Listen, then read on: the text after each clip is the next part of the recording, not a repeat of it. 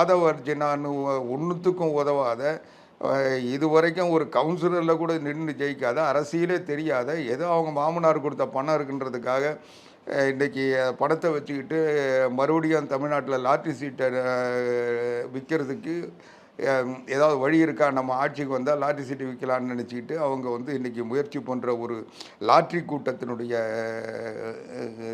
ஆதவ அர்ஜுனா பின்னால் போய் நிற்கிறார்ல, அவர் ஊட்டாண்ட போய் காத்துட்ருக்காருல, அவர் காரில் போய் விஜயை பார்க்குறதுக்கு அவர்கிட்ட அனுமதி கேட்குறாருல, இதை விட கேவலம்.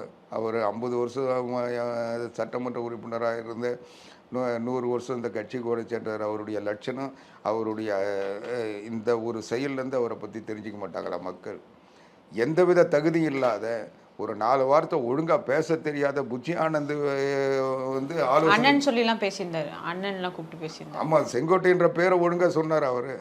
அறிமுக கூட்டத்திலேயே செங்கோட்டை என்ற பேர், செங்கோட்டுக்கு என்னவோ சொன்னார். அது அவருக்கு தான் புரியும் அந்த பாசெல்லாம்.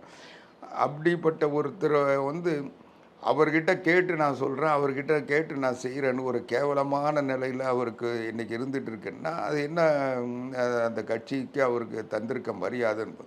ரெண்டாவது, இவர் என்னவோ 45 சீட்டு இவர்கிட்ட ஒப்படைச்சிட்டாங்க, அந்த மண்டலத்தையே பார்க்க சொன்னாங்கன்னு. இவர் 45 சீட்டுக்கு என்ன பண்ணுறாருன்றது காலம் தான் பதில் சொல்லணும்.